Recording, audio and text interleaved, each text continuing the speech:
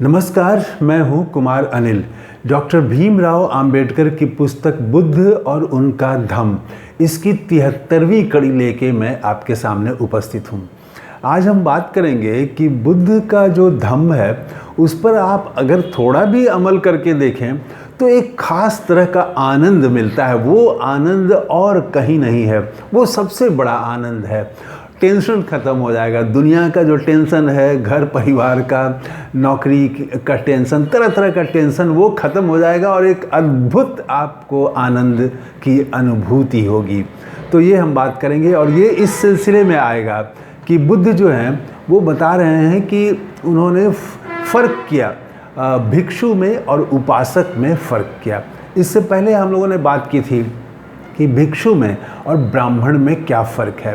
ब्राह्मण जो है वो जन्म से ही ब्राह्मण हो जाता है और मृत्यु तक वो ब्राह्मण ही रहता है। उसको ब्राह्मण पद से कोई अपदस्थ नहीं कर सकता है, उसको कोई हटा नहीं सकता है। एक बार ब्राह्मण कुल में जन्म लिया तो ब्राह्मण ही रहेगा। लेकिन भिक्षु के लिए भिक्षु बनना पड़ता है और उस खास तरह से उसको जीवन में जीना पड़ता है, खास विचारों पर अमल करना पड़ता है, अनुशासन का पालन करना पड़ता है। अगर ऐसा नहीं किया तो भिक्षु नहीं रह जाएगा, उसको संघ से बाहर किया जा सकता है, वो फिर से जो है वो गृहस्थ बन जाएगा, उसको दंड भी मिल सकता है। तो भिक्षु बनना पड़ता है और भिक्षु आप हमेशा के लिए नहीं हैं। गलत करेंगे तो भिक्षु से हटा दिए जाएंगे आप। तो ये बेसिक फ़र्क था। आज हम बात करेंगे कि भिक्षु में और उपासक में क्या फ़र्क है और फिर भिक्षु के कर्तव्य क्या हैं, और इसी संदर्भ में वो आनंद वाली बात आएगी कि बुद्ध के जो विचार हैं, जो धम्म हैं, धर्मांतरण करने की कोई ज़रूरत नहीं है। बौद्ध धर्म आप बिना अपनाए हुए भी, क्योंकि इसमें वैसी कोई तो बात है नहीं। आप वो जो पंचशील की बातें हैं वो कोई भी अपने प्रैक्टिकल, किसी भी धर्म का हो, वो प्रैक्टिकल करके देख सकता है। तो उस प्रैक्टिकल करके थोड़ा भी अगर आप देखेंगे तो अद्भुत आनंद की प्राप्ति होगी। वो चर्चा हम करेंगे। तो उपासक में और भिक्षु में जो बुनियादी फ़र्क है वो 6-7 फ़र्क है।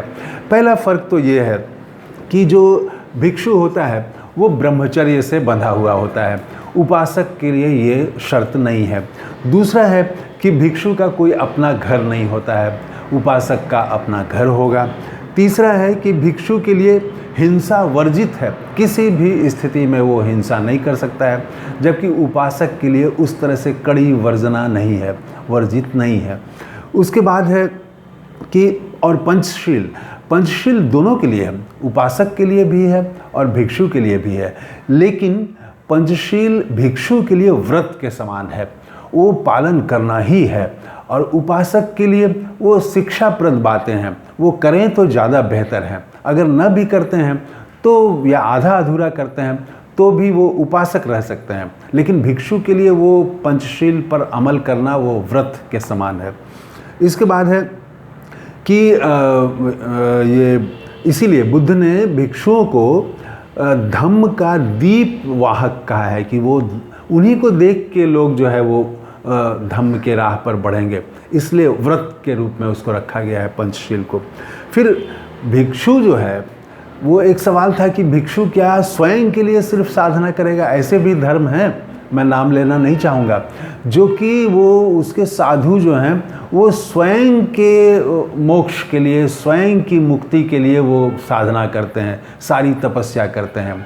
बुद्ध के यहाँ ये सवाल उठा था, लेकिन बुद्ध ने स्वयं की साधना को स्वयं की मुक्ति के अलावा जन कल्याण को भी जोड़ा। जनता का फ़ायदा होना चाहिए, इसके लिए भी उन्होंने इसको भी जोड़ दिया।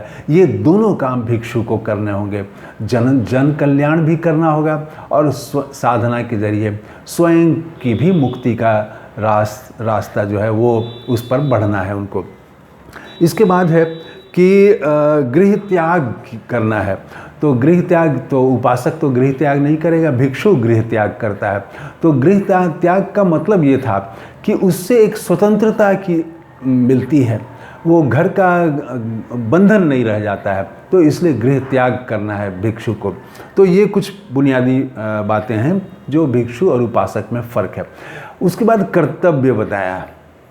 तो कर्तव्य में वो किस्से भी आते हैं, कहानी भी आती है, और यहीं पर वो बात आएगी कि कैसे आप आनंद की अनुभूति करते हैं।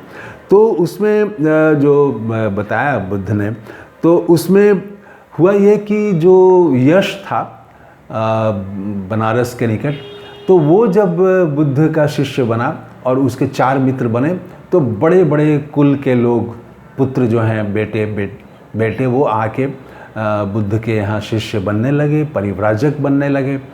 तो उसके बाद संघ काफ़ी बड़ा होने लगा, तब उनको संघ की ज़रूरत पड़ी, और उसके बाद ही उन्होंने संघ बनाया बुद्ध ने, और उसके लिए कुछ अनुशासन भी तय किए, कर्तव्य निर्धारित किया कि भिक्षु का क्या कर्तव्य होना चाहिए।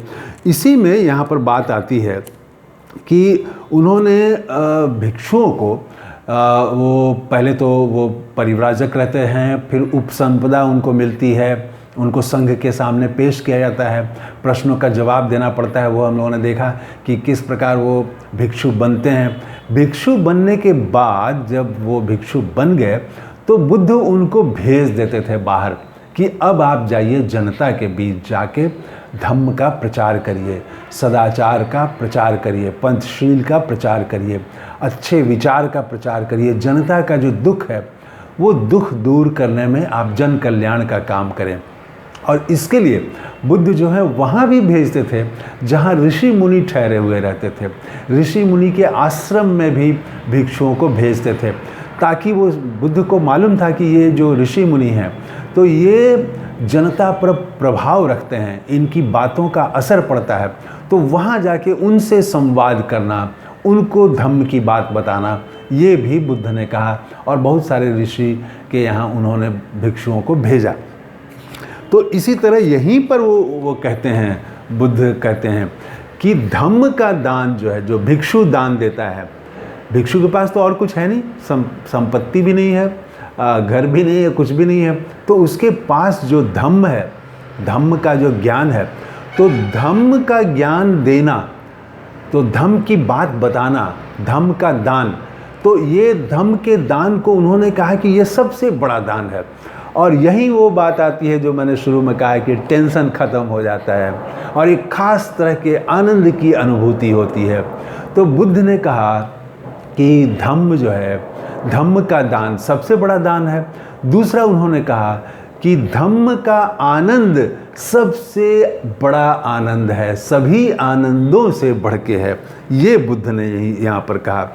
तो अब ये कैसे है और ये कैसे ये आनंद की अनुभूति होती है, ये प्रैक्टिकल करके देखने की बात है।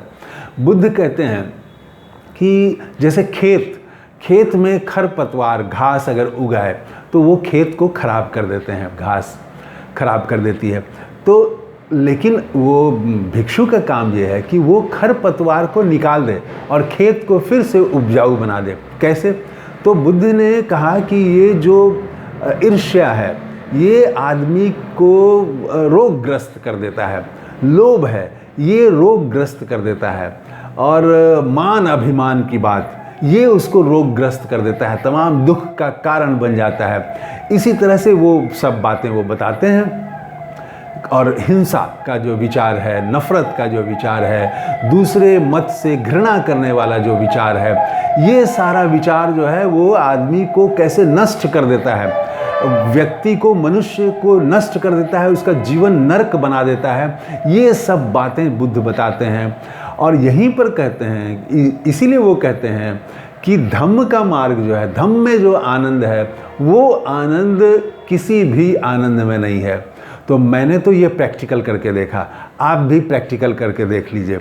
अभी एक जगह मैं उपस्थित था, वहाँ पर विवाह का एक संस्कार हो रहा था, और वहाँ पर लड़का और लड़की पक्ष दोनों जो है ऐसे ही बिना मतलब के ही छोटी सी बात पर एकदम लड़ने को उतारू थे।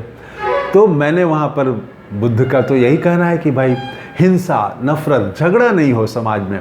तो मैंने प्रेम की बात की और दोनों पक्षों को समझाया। ये सब लोग करते हैं, ऐसा बहुत सारे लोग करते हैं, लेकिन सब लोग नहीं, कुछ लोग तो झगड़ा बढ़ाने वाले भी थे वहाँ पर कि वो नहीं ऐसा कैसे कह देगा, नहीं ऐसा कैसे कह देगा, मारपीट की नौबत आ गई थी। लेकिन जब मैंने शांत कर दिया तो उसके बाद मुझे भी बहुत खुशी हुई। तो ये मैं कोई बहुत विशिष्ट बात नहीं बता रहा हूँ, ये प्रैक्टिकल, ये बहुत जगह ये देखने को मिलता है। तो कहीं भी आप प्रेम की बात कर दें, कहीं भी आप झगड़ा हो रहा हो, वहाँ शांति अगर कर दें, तो ये जनता का आपने कल्याण किया, उसके बाद आपको एक खास तरह की अनुभूति मिलेगी। आपको आपकी जो चाल होगी वो चाल भी बदल जाएगी, एक आप में गजब का आत्मविश्वास आएगा। इसी तरह से पंचशील की बातें, आप झूठ ना बोलें।